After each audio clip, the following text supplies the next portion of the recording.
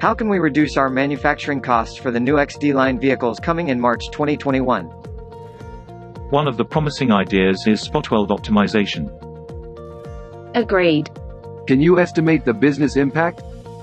Yes, I can estimate. But the challenge is we have not done spot weld optimization. The team must find a solution that meets the business objective and functional requirements pertaining to NVH, durability and safety. We have a machine learning-based solution for spot weld optimization. Do you want to see how it works? Definitely. There are 4 main steps: sampling, descriptive stats, meta-model and optimization. The input is CAE file from the design team. In sampling, we take a predetermined number of observations from a larger population using Latin hypercube method. After sampling, we create an analysis and the descriptive stats show the correlations of various parameters to the given response variables. Then, a meta-model is created which formulate reasonably accurate surrogate models for linear and nonlinear responses. Using ML-based algorithms, the final optimized model is obtained. Do you have any examples of where it has worked? Yes.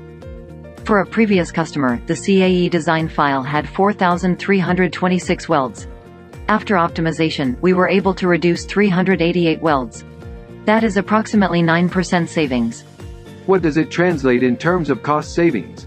According to a market research report, average cost per weld was 10 cents and that resulted in a savings of $39 per car in manufacturing costs. That's impressive. We will get back to you soon.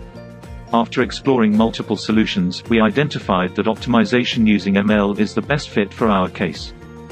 The average cost of each weld is 10 cents. So, we can save approximately $37 to $40 per car.